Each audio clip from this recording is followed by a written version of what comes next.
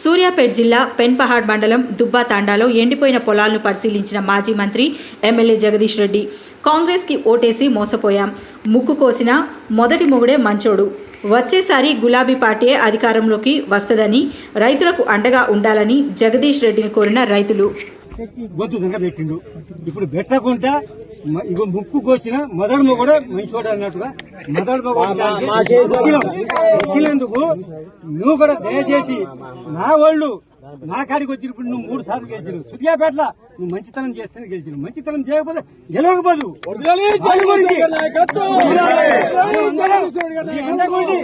పెద్ద చేస్తాం కానీ మాకు మాత్రం సాయం చేయాలి. ఎందుకంటే నేను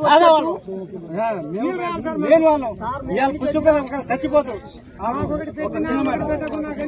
ఆగో ఇప్పుడు 10 ఎకరాలు ఇగో ఒక ఆయనకు తాడు తీసుకొని 5 ఎకరాలు కౌలుకు చేసిండు.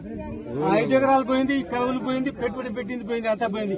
ఇప్పుడు వాడు సస్తామని వద్దు నాయన నీ దండం పెడతా, ఈ ఏడు కాకపోతే ముందు కాలం అయింది, దేవుడు తెలుస్తాడు.